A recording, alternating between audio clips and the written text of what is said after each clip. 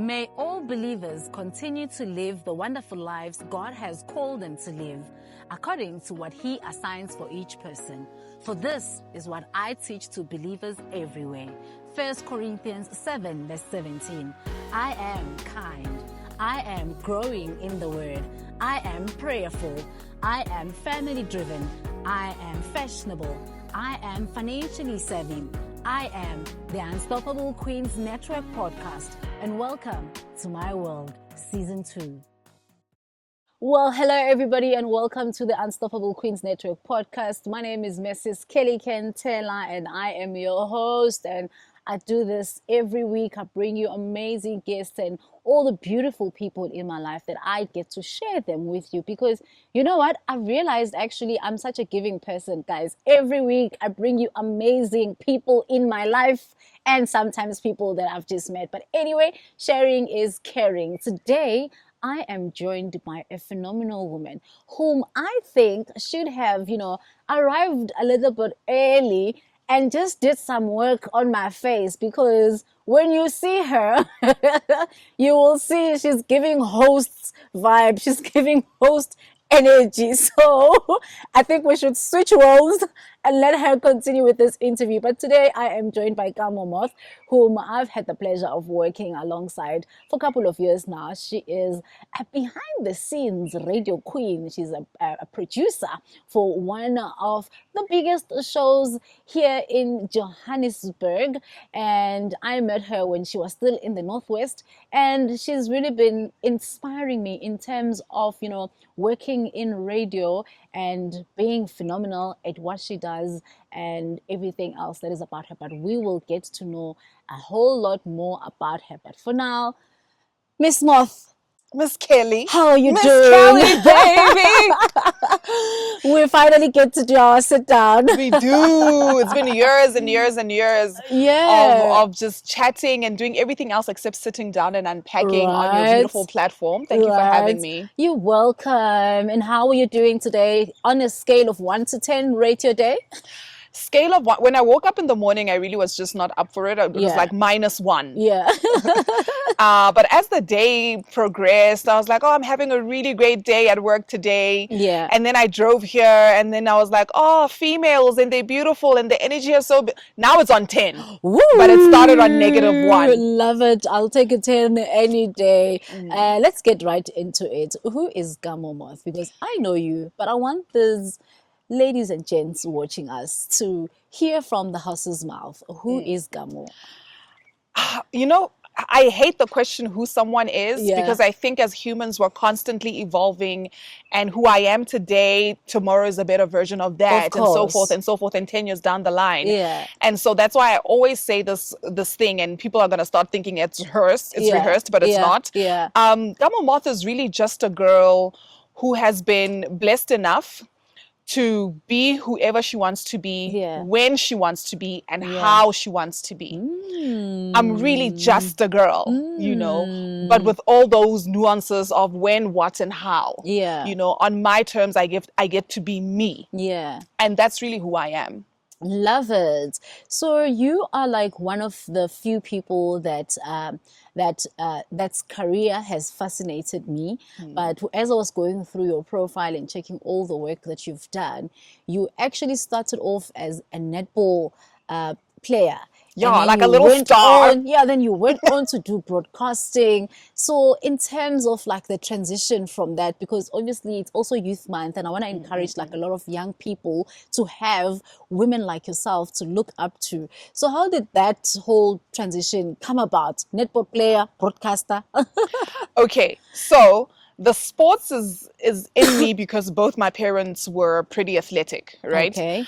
And that's where I get it from both sides. And right off the bat, I was always going to play some sort of sport. Yeah. They just didn't know what it was going to be. My mom thought it would be sprinting because she was a sprinter, right? I don't think my dad thought anything. He's a man. He played soccer, you know.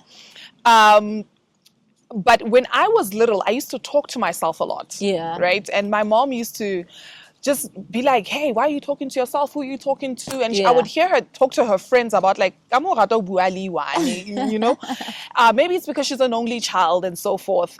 To me, then I always knew what I was doing was actually acting in the mirror. Right? So I wasn't talking to an imaginary friend. No, I had characters and I was acting. And so the acting and being in the industry has always been something that I wanted to do from as little as I was like 5, 6.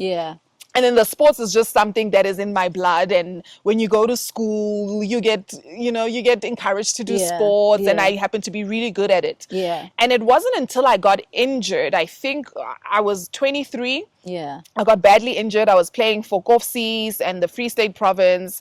And I then said, oops, I can't do this anymore. But I know what else brings me joy. And that's when I started to look at entertainment, broadcasting. I wanted to study drama going into varsity, so 19, but my mom was like, no, you're not going to do that. So then instead I did BCom law, then changed to LLB, but in between that I really like on the real, I'm not even going to lie.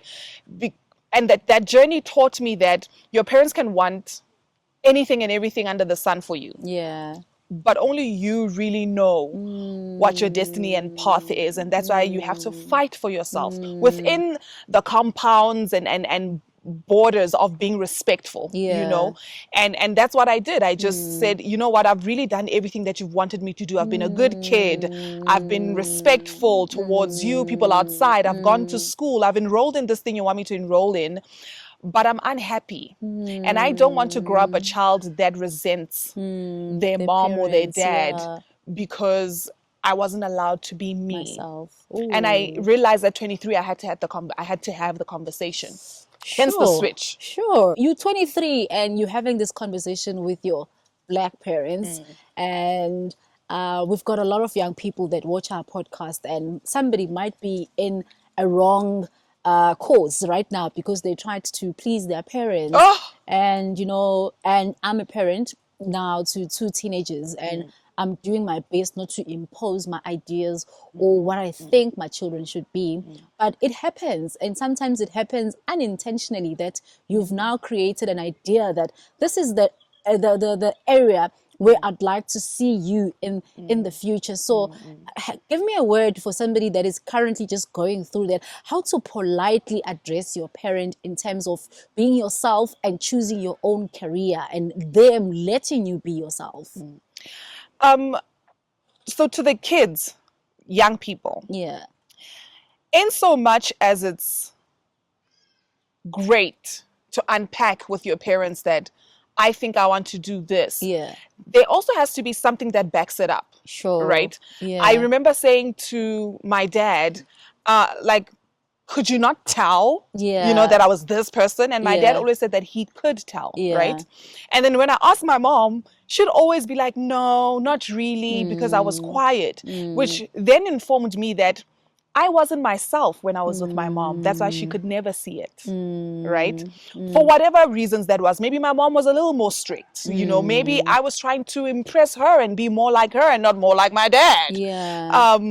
When you're a child, you don't really quantify those things. They just happen, and it's on a subconscious level. But even though what my mom wanted me to be is not what I wanted for myself, she wasn't wrong in her shaping of education being important. You can still be who you want to be and still tick the boxes that your parents want. And this is something that I learned now that I'm 30 that I did wrong, right? So I dropped out of my final year of LLB. So my advice is different now. So if you asked me then in my 20s what you're asking me now, I would have been like, no, your parents should just allow you to do whatever you want. Education is not the only thing. Look at people who are overseas and doing it. They don't have degrees. Now that I'm older, I can say this with confidence. Your parents are not wrong when they say education is absolutely vital. And even though it's not the thing that tickles you, you have to outperform. You have to give your all. You have to at least try and use your entire potential when applying yourself, right? You have to get those 80s if you can, I am also very cognizant that there are people who aren't going to get the 80%, but their best is a 60. Always get your best. Education is 100% important. However, once you've done that, you also have to engage the other interests. So your parents can see that, oh, Wanaka went to school 5 hours a day, but after school, or she goes to netball and she's A team and she's the captain and she's, so you can't just please the one side and not the other. So you compensate. You have to compensate. While you're giving them what they want, you also have to show them what you want, because it makes the transition and the collaboration. So I want parents and kids to start collaborating on ideas about each other, you know. So yes, my child, I want this for you. This is why I took you to the school. This is what I think. This is what I've learned from life. Because a lot of times as parents, you guys just dismiss. But there's no explanation. There's no modeling to show me so I can understand. Right? And then the kid needs to also bring you and say, Mom, when you were younger, these opportunities didn't exist. Now they do. This is what I can do with them, and show you. And somewhere you find the middle ground. I'm finding the middle ground at the age of 34. Because I'm going back to school. But I've done the passions, and my mom also now has proof that, oh, she's good. She's a SAFTA nominated TV presenter. So she didn't lie, but I also know she didn't lie because I'm going back. So I really want parents and kids to collaborate more. I love that. So there's like common ground now. You going back to school. So in a way, mom and dad still get they what were they right, want. but I'm also right because I did do relatively well in this thing, right? So it's just the collaboration of thoughts and interests, and parents need to get out of the thing of thinking to engage a child to that level means wana utlotella. True. And we were talking offline about passion. And you know, in the years that I've met you, I've seen you are such a passionate person with everything that you do. And so I'm just like trying to think that even for your parents, I'm sure it was a difficult decision for them to understand, but I'm just like, what I've observed with you, you're a very passionate person. So how important is passion in what we do in our living spaces? Passion, I think for me, has been both a blessing and a curse.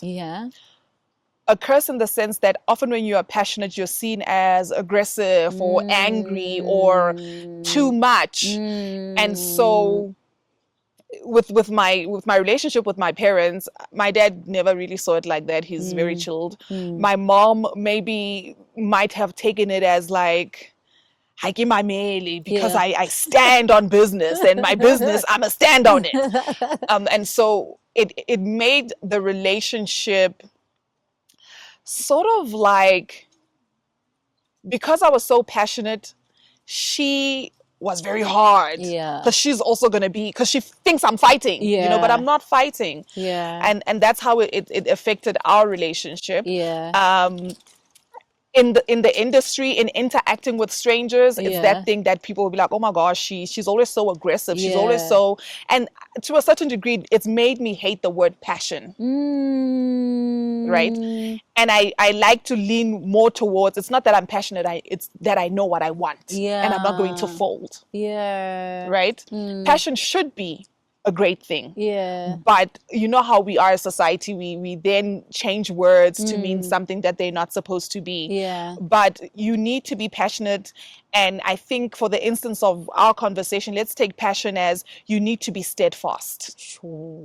Because if you don't stand for anything, you'll fall for everything. Come on. That's really what it is, to be passionate, right? And so again, blessing and curse.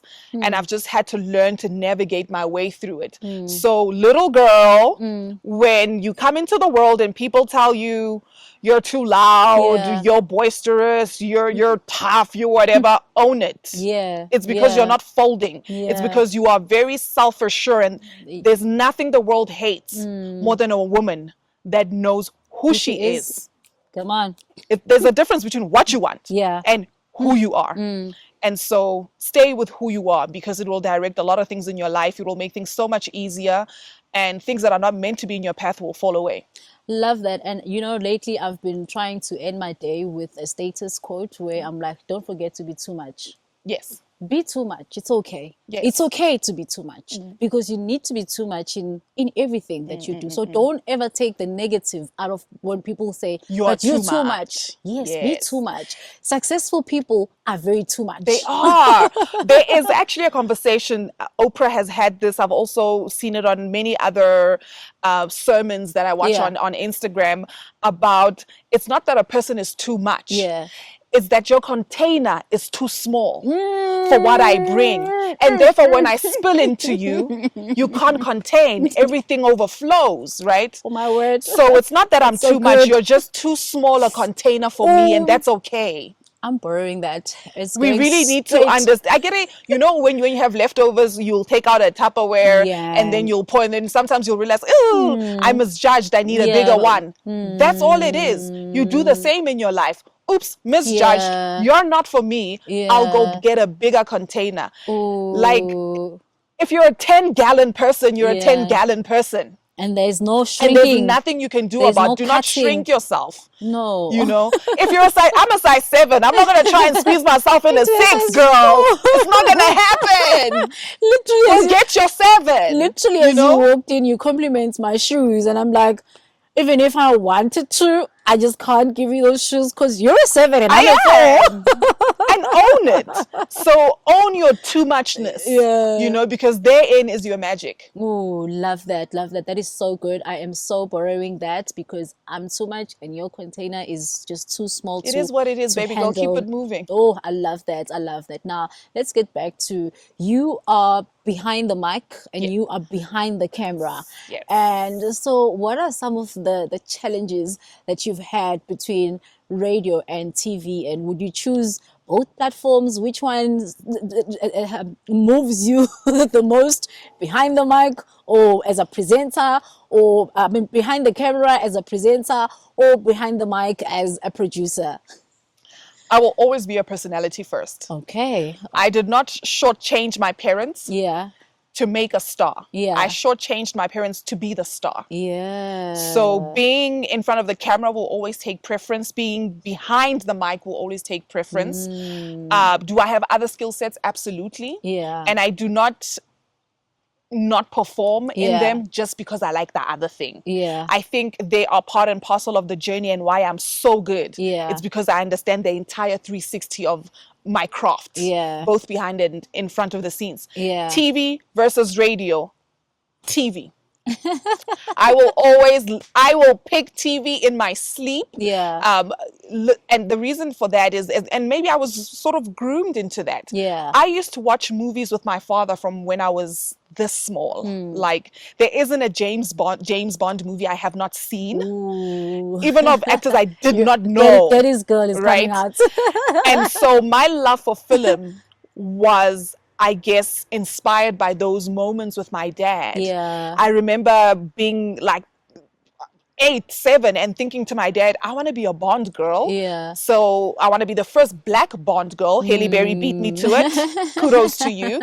But those were my thoughts when I was a kid. So TV will always be number one for me.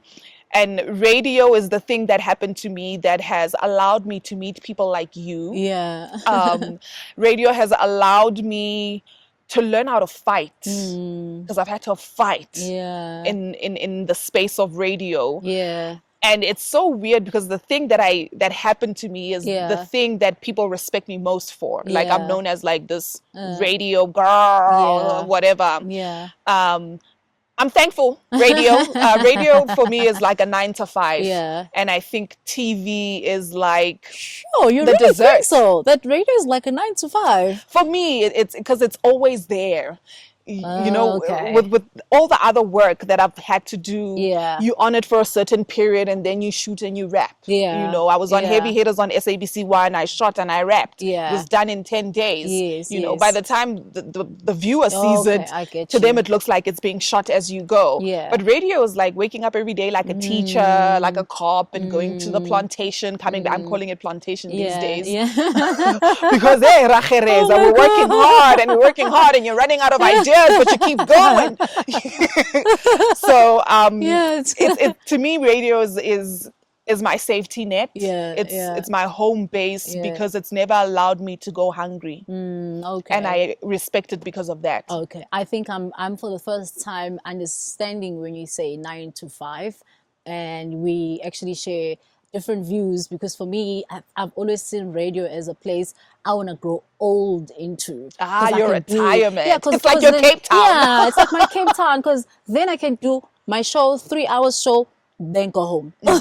Then I'm done, you know. So for me, I don't think it's going to be like it's that 9 to 5, but I understand where you're coming from, because you are now the producer of the show. So it's like work. Yes. So which is why now you're saying you're going back to acting and passion, because you don't want to be producing these movies. You just want to be like, I'm here, I'm shooting for the next 10 days, and then I fly to Cape Town and I do my thing. Yeah, I mean, I definitely would like to be a storyteller from a director's point of view and writer, but that's something I want much later in my life. You know, I still, there's the performer me that's still here and has not been heard and seen by the globe. And I remember the guy who taught me how to produce actually used to say to me, he used to ask me this question. That's why I don't like being asked, who am I? And I could never answer it.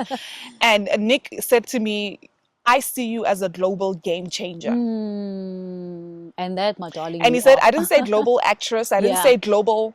I see you as a global game changer.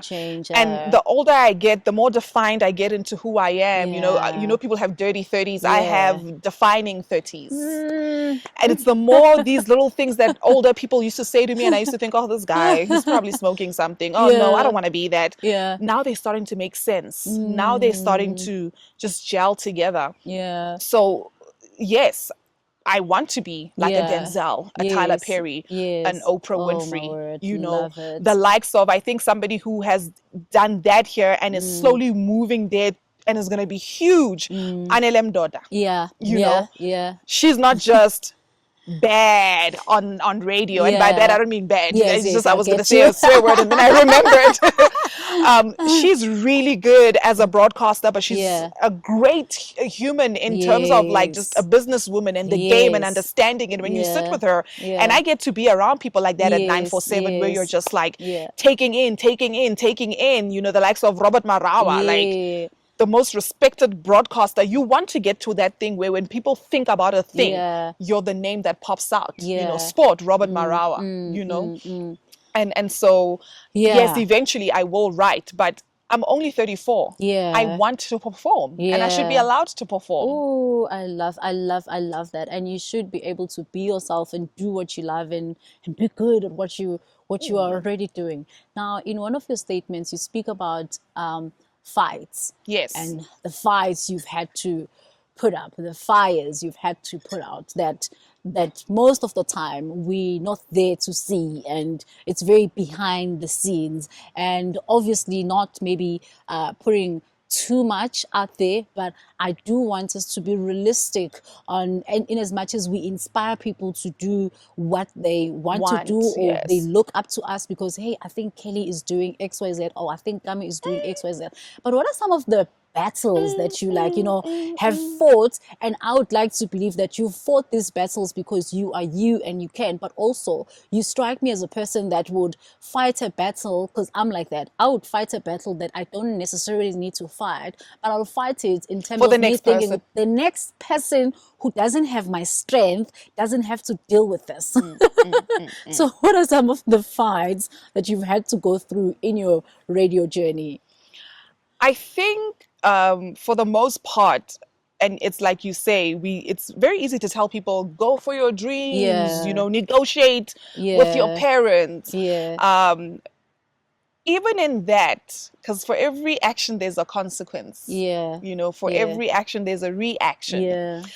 You also need to understand what your strengths are, right? You need to know when to push and when not to push, which takes a lot of EQ.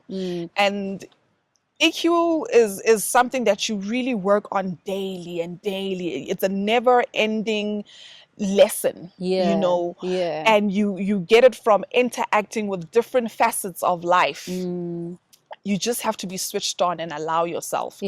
So yes, chase your dreams, but understand what chasing it comes with. Yeah. And have things in place that you are prepared to handle. And if you are not prepared to handle them, do you know channels or platforms that can handle them on your behalf? We sit in 2025 with still batho ba rona who don't know what their rights are to the full extent and what things they have to protect them, you know, what options they have to protect them. And that's what I mean when I say, if I can't fight, are there platforms that I know of that can stand for me, that can stand in the gap, you know? Yeah. For as much as you're willing to fight, you must also be willing to lose. Because when you fight and when in your chase for success, you have to lose. Yeah. Yeah. Because it's in the getting back up that you find your strength, that you find the learning. Yeah. And growth is that. Growth is learning, right? Yeah. I've lost some things. Yeah. You know, I've Yeah. lost some gigs. Yeah. I've lost Yeah. friends. Yeah. I've lost myself. But I've always had tools available to me. Most of those tools came from me, yes, because I am a pit bull. I am going toe to toe with Yeah. you, right? And I get that maybe from having to always fight for myself because I didn't have an older brother and an older sister. You know, I couldn't run to somebody and say, hey, you know, they're bullying me in the street. I had to handle business. I really think the challenges aren't so much about radio, but the world.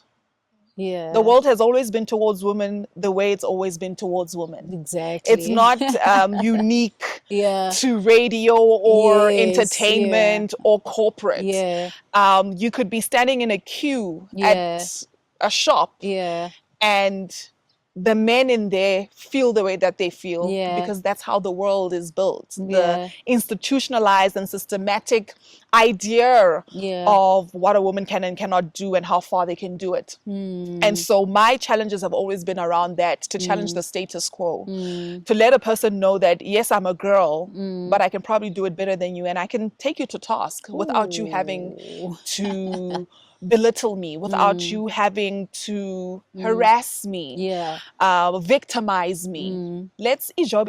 Let's work and let's see who's got the tools. You know, let's see who's got the juice in the squeeze. And let that be about that. Let everything be on merit. But often men don't want that. They resist that. And maybe it's because men do know the truth. That we are who we say we are. That we are power queens.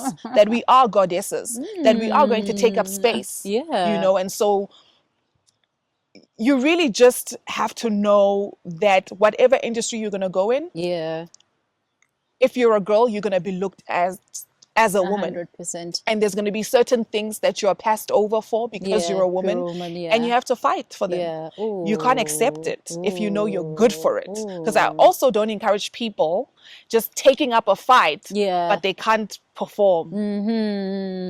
That's another thing. You know, don't challenge until you've gone in the gym and grind and grind and grind until you've become the MJ of what you're doing. And if you're not there, keep going back to the drawing board. Keep going back to the drawing board. I might become an MJ at 34, but for when it's at 50. Because you also have to consider the universe in this. And that's why you always have to understand your space within yourself, within the people you interact with, within the world, and within the greater power. Ooh, okay. There's so many levels. You've been dropping wisdom this entire interview. Because it's facts. You know, you have to be tuned in. And I know some of the things I lost them because in the universe, the timing was off. You know, in the universe, I hadn't put myself to work enough. You know, it's why I have this tattoo that says time. Divine timing. Why I don't wear a watch ever. Because watches teach people to be impatient. Watches teaches you comparison. Because with 34, Nike 24. Why when I only 34, you had this? Why when I only? It's time. That's all concepts of time. Why when were you married at 21 and I wasn't? Oh. You're shorter in.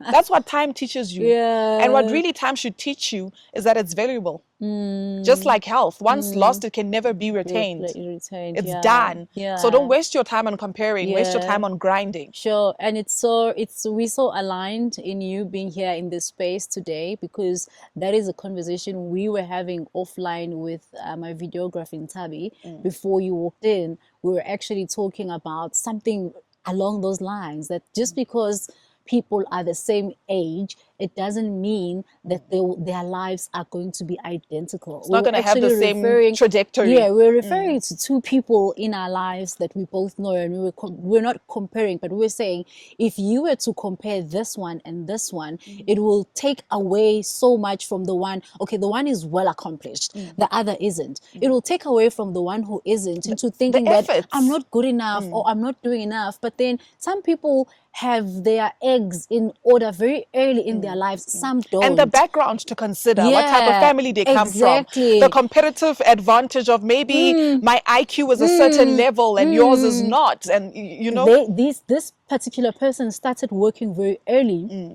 And even when they started working, their money was their money. They never had an issue of back home or whatever. There's so that. Their success started very early because all their money was their money. They never had kids early. They never had parents to look after or debts to pay from schooling or whatever. Their money was just their money, and they did what they could with their money, and they worked hard. So if now you were to compare, I feel like comparison makes people feel like, yeah, then what I'm doing is not good enough.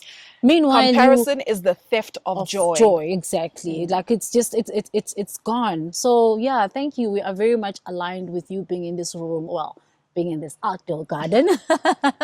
My next question. You mentioned a couple of people that you are your industry peers, and you mentioned them from. I don't know if pedestal is a proper word, but you mention them and you immediately say that you want to be in their spaces. You want to learn from them as much as you can. But I see these people as your peers because, you know, I rank you there with them. And I intentionally do so. And for me, I receive. That for me shows just how humble you are and how open you are in terms of your career and your growth and where you are headed. So was it Nick, the one who said he sees you as a global game changer? Nick. He was very much correct. But now you are in the space and you are with your notebook and you are taking notes from your colleagues. How important is mentorship and coaching to us as we are growing in our different careers? And well, in your case, it's broadcasting. How important is mentorship, finding a mentor, finding someone to coach you? Mentorship is so important. Not just from a basis of it's where you learn, right? But it also closes the gap of access. People have an issue. There's no access, so we don't know the information behind access. You can sit with a world of knowledge and talent, but you don't know how to get it from point A to B. And mentors fill that gap, right? I remember when I moved here, I was 27. Also was told that was too late to start in the industry, by the way. Yet here I am. So, hi. And I had DM'd a couple of people who were following me and they were celebrities. And I don't even know why they were following me because I was a nobody. I was just a girl who dropped out of law and had a fly body. And some of them would engage me, but when I asked for mentorship, right? Always the case, though. And it was interesting to me that it was always women that weren't willing to help.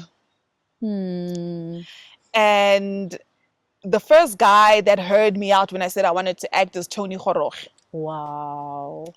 And he gave me an opportunity. Nothing ever became of the film. If I have money, I actually would like to revive that film because we had a great cast and a great team, cinematographers. Some of them work for the likes of Netflix now, and they were all on that project. And Tony himself. After that, you know, moving into, I was on Massive Metro, and that's where I met Nick Regisford, and he taught me radio. I'm not gonna lie to you, from a lot of different points. He taught me also a lot about what I was really good at and what I wasn't. And I know he's I mean, you see the work that he's done with DJ's Booth, people like Fat Joe, who I think is incredible as a broadcaster. Yeah. If I didn't have Nick, Tony, I probably would have gone back to Bloom much quicker. And Bloom is my hometown. Yeah. And that was odd for me, and it's something that stood out because I was in a girls' school, and in a girls' school we were socialized the complete opposite. I'm a fellow girls' school also, right? So you know how we are socialized to be a girl's girl, you know. Yeah. And you then go to the real world and it's not like that. Yeah. Part of my wanting to do good has nothing to do with me, but everything to do with letting a black little child know that it's possible. And therefore my DMs are always open. And when I can, and when I have the capacity, I always can. Yeah. But by capacity, I mean, this industry is so tough. Sometimes from a mental point of view, you're in a funk. Yeah. You show up like this, but you're in a funk and nobody knows. Yeah. And when that funk is not high up there and running my life, I allow people in my space all the time. We can jump on a call. There are kids who have my personal number because I only have one phone. Yeah. And that's how important mentorship is. To realize that those kids, some of them can't be on YouTube and watch because the data is expensive. Yeah. Some kids become even more driven when there's an actual person that interacts with them. And you know the saying that the mentee becomes better than the mentor? It should be that way. Exactly because that's the point of evolution. I'm way better than my mom. And I want my kids to be better than me. And if I started coaching your kid netball, I want her to be better than me. Because that is the point of evolution. We want our seeds to do better because it means that the world is going to be better. So I don't know why people hog the space like they want to be the be and it all of a specific craft or industry. The point of evolution is to part with knowledge, skills, help it out to then be better, because those are your fruits too. Your fruits are not just the ones that you plant in your garden. It's also the seeds that you plant kamo next door.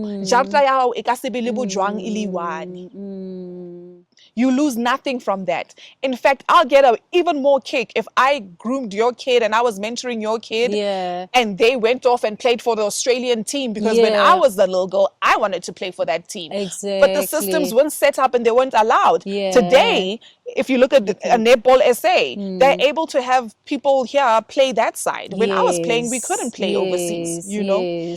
So mentorship is important as long as you understand that is the point of evolving. The world has to evolve. I love that so much. And for me, it is very important that my mentees become better than me.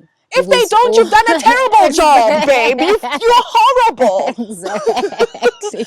And isn't the joy also in knowing that not only was I good as a speaker, but I've trained someone to speak and they've gone further. It means I'm also a great teacher. Yeah. And in his likeness, we should be great teachers. Yeah. Love that. Sure. Ladies and gents, time is always something she does not believe in. She doesn't even wear a watch. Well, I have an issue with jewelry, so a watch always falls under that item. But I do have a smartwatch that sometimes I forget to even charge. But watches and all those things, although now I'm starting maybe to lean towards a bangle or whatever. Maybe I'm getting older, but it's pretty. It's something pretty. It's like earrings. Yeah. So we've reached the end of our segment, and I just want to ask your closing remarks to all the beautiful upcoming broadcasters, those who believe can do it all. They can produce, they can act, they can present, they can do it all. What are your closing remarks to them? Anyone watching us right now? I think for me, whatever industry you're trying to produce, go for gold. Always go for the number one spot. Because even if you don't land number one, you're at least 2, 3, or 4. Always be in the top 5. But don't aim for the 5 because then you fall lower than the scale. Apply yourself fully. You'll be shocked what your full potential actually looks like. Because I don't think we think as far as God created us. He has far more in store for you, so go for gold. And never let the fear of striking the ball keep you from playing the game. Get in there, get your action. You'll fall, you'll get up, but play the game. Play life, live fully, you know. Laugh in between. But always go for gold. And let nothing stand in your way. Strike that ball. Repeatedly, repeatedly, repeatedly, repeatedly. Stay grounded. Stand for something. Do not be like the leaves that fall in autumn. Well, really don't. They've been falling this I know they've been episode. falling, but do not be like those leaves. Yeah, true. Hold on. Be like the tree from which the leaf fell. Stay anchored. Oh, love it. She doesn't preach for a living, but I kid you not, this woman should be preaching. And that wraps up today's episode. To you, Unstoppable Queens and Kings Network. Thank you so much for being part of this episode. I will share where to find her on the socials, and you can also connect with her. She is an amazing, phenomenal, a game changer, a global game changer. That's what I'm calling her from today. And I've had the pleasure of working with this wonderful woman for some time now. In fact, we also happily do her hair here. And we are grateful that she chose us to take care of her crown. So wherever you are, you have a dream, you have a desire to do the work that you need to do, to be in broadcasting, to be a presenter, to whatever that you want. Not even the sky is the limit. So for today's episode, I want to end it there and just remind you to remain unstoppable.